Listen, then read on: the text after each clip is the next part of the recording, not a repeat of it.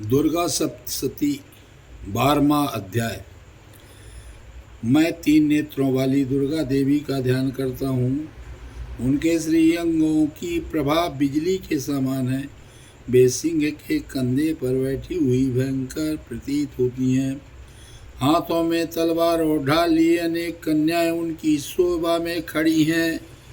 वे अपने हाथों में चक्र, गदा, तलवार, ढाल, बाण, धनुष, पाश और तर्जनी मुद्रा धारण किए हुए हैं। उनका स्वरूप अग्निमय है तथा वे माथे पर चंद्रमा का मुकुट धारण करती हैं। देवी बोली, देवताओं, जो एकाग्रचित होकर प्रतिदिन इन स्तुतियों से मेरा स्तवन करेगा, उसकी सारी बाधा मैं निश्चय ही दूर कर दूंगी। जो मधुकैटभ का नाश, महिषासुर का वध तथा शुंभ निशुंभ के संहार के प्रसंग का पाठ करेंगे तथा अष्टमी, चतुर्दशी और नवमी को भी जो एकाग्रचित हो भक्तिपूर्वक मेरे उत्तम महात्मा का श्रवण करेंगे, उन्हें कोई पाप नहीं छू सकेगा। उन पर पाप जनित आपत्तियां भी नहीं आएंगी। उनके घर में कभी दरिद्रता नहीं होगी तथा उनको कभी प्रेमी जनों के बिछोह का कष्ट भी नहीं भोगना पड़ेगा। इतना ही नहीं, उन्हें शत्रु से, लुटेरों से, राजा से, शस्त्र से, अग्नि से तथा जल की राशि से भी कभी भय नहीं होगा। इसलिए सबको एकाग्रचित होकर भक्ति पूर्वक मेरे इस महात्म को सदा पढ़ना और सुनना चाहिए। यह परम कल्याणकारक है। मेरा महात्म महामारी जनित समस्त उपद्रव तथा आध्यात्मिक आज तीनों प्रकार के उत्पातों को शांत करने वाला है। मेरे जिस मंदिर में प्रतिदिन विधि पूर्वक मेरे इस महात्म का पाठ किया जाता है, उस स्थान को मैं कभी नहीं छोड़ती। वहाँ सदा ही मेरा सन्निधान बना रहता है। बलिदान, पूजा, होम तथा महोत्सव के अवसरों पर मेरे इस चरित्र का पूरा पूरा पाठ और श्रवण करना चाहिए। ऐसा करने पर मनुष्य विधि को जानकर या बिना जाने भी मेरे लिए जो बलि, पूजा या होम आदि करेगा, उसे मैं बड़ी प्रसन्नता के साथ ग्रहण करूंगी। शरद काल में जो वार्षिक महापूजा की जाती है, उस अवसर पर जो मेरे इस महात्म को भक्ति पूर्वक सुनेगा, वह मनुष्य मेरे प्रसाद से सब बाधाओं से मुक्त तथा धन, धान एवं पुत्रों से संपन्न होगा। इसमें तनिक भी संदेह नहीं है। मेरे इस महात्म मेरे प्रादुर्भाव की सुंदर कथाएं तथा युद्ध में किए हुए मेरे पराक्रम सुनने से मनुष्य निर्भय हो जाता है। मेरे महात्मा का श्रवण करने वाले पुरुषों के शत्रु नष्ट हो जाते हैं। उन्हें कल्याण की प्राप्ति होती तथा उनका कुल आनंदित रहता है। सर्वत्र शांति कर्म में बुरे स्वप्न दिखाई देने पर तथा ग्रह जनित भयंकर पीड़ा उपस्थित होने पर मेरा महात्म श्रवण करना चाहिए। इससे सब विघ्न तथा भयंकर ग्रह पीड़ाएं शांत हो जाती हैं और मनुष्यों द्वारा देखा हुआ दुःस्वप्न शुभ स्वप्न में परिवर्तित हो जाता है। बाल ग्रहों से आक्रांत हुए बालकों के लिए यह महात्म शांतिकारक है। मनुष्यों के संगठन में फूट होने पर यह अच्छी प्रकार मित्रता कराने वाला होता है। यह महात्म समस्त दुराचारियों के बल का नाश कराने वाला है। इसके पाठ मात्र से राक्षसों, भूतों और पिशाचों का नाश हो जाता है। मेरा यह सब महात्म मेरे समीप की प्राप्ति कराने वाला है।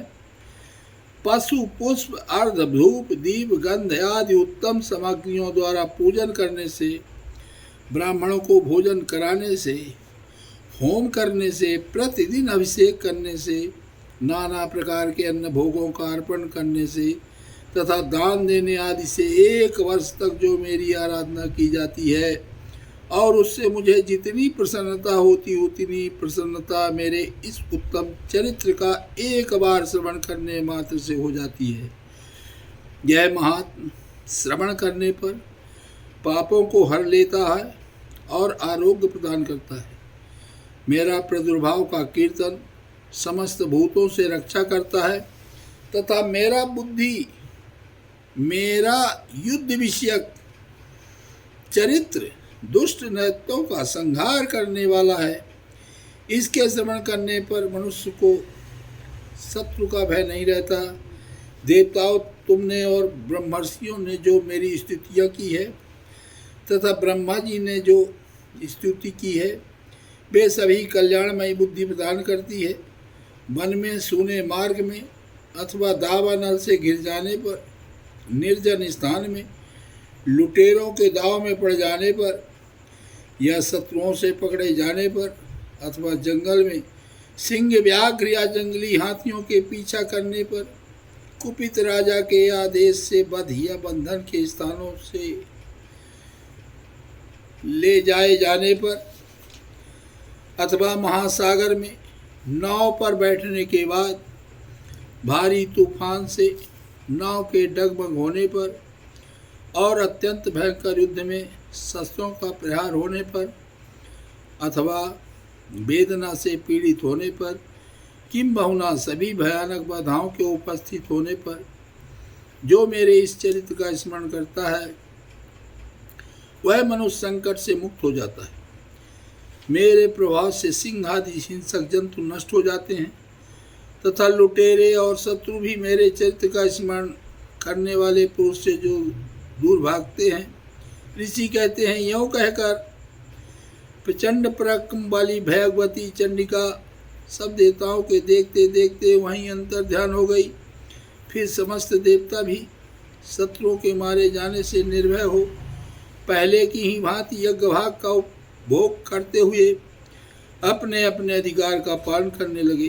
संसार का विध्वंस करने वाले महाभयंकर अतुल पराक्रमी देव सत्य शुंभ तथा महाबली निशुंभ के युद्ध में देवी द्वारा मारे जाने पर शेष दैत्य पाताल लोक में चले आए।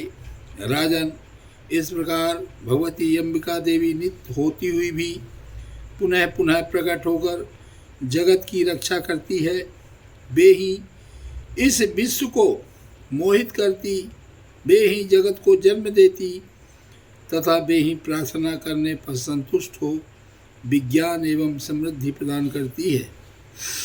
राजन, महाप्रलय के समय महामारी का स्वरूप धारण करने वाली हे महाकाली ही इस समस्त ब्रह्मांड में व्याप्त है। वे ही समय समय पर महामारी होती और वे ही स्वयं अजन्मा होती हुई भी सृष्टि के रूप में प्रकट होती है। वे सनातनी देवी ही समय अनुसार संपूर्ण भूतों की रक्षा करती है।